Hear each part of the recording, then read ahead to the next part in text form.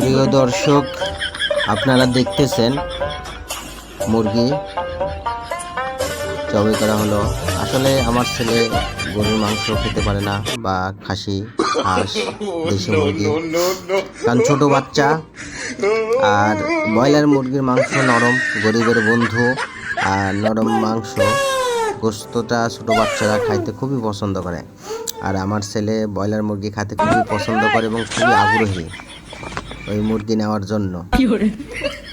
তো যাই হোক, বাসায় মেহমানও আজ আসবে, যার কারণে গরিবের বন্ধু ব্রয়লার মুরগি নেওয়ার জন্য আমি ছুটে চলে গেলাম বাজারে। যাওয়ার পরে মুরগিটা নিলাম, নেওয়ার পরে জবাই করলো, ওখানে ড্রেসিং করবে। আর আমার ছেলে খুব আনন্দিত, উচ্ছ্বাসিত হয়ে আছে, আপনারা দেখতেই পাচ্ছেন। আর বিশেষ করে সে মুরগি কোনটা নিবার কোনটা রাখবে, দেখেন মুরগি নিয়ে খেলাধুলা করতেছে, খুবই আনন্দিত। আর ছোট বাচ্চারা সারাদিন বাসায় থাকলে, ফ্ল্যাট বাসা, একটু বাইরে ঘোরাফেরা করলে তাদের মন মস্তিষ্ক অনেক ভালো থাকে।